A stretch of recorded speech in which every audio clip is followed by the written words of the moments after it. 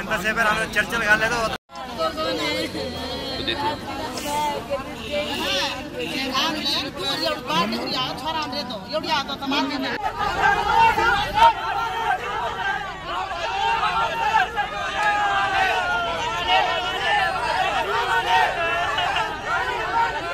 ఎనిమిది 26 తారీఖు నేను వచ్చిన 26 తారీఖు వచ్చిన నేను వచ్చి చూసిపోయినా బాబు మంచిగానే ఉండే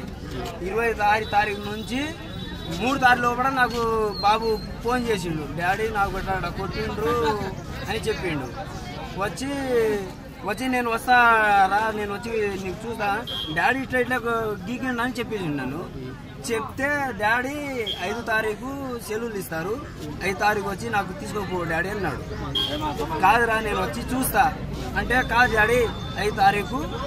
సెలవులు ఇస్తారు వచ్చి నాకు తోలుకోపో డాడీ అన్నాడు సరే మామూలుగా పిల్లలు గీక్కున్నారు అనుకున్నా నేను ఈ దారుణంగా అంత దెబ్బలు కొట్టినా నాకు తెలియదు వచ్చి నా భార్య నేను రాలే నా భార్య పంపించిన నా భార్య పంపిస్తే మా భార్య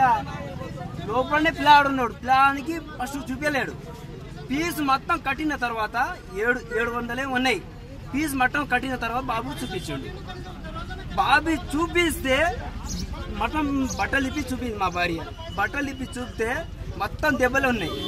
దెబ్బలు అంటే ఆడ సార్ ఉన్నాడా లేడా అంటే సార్ లేడు మేడం వాళ్ళే ఉన్నారు మేడం వాళ్ళతోటి గొడవ పెట్టుకొని మా భార్య మా ఊరికి హైదరాబాద్ వచ్చేసింది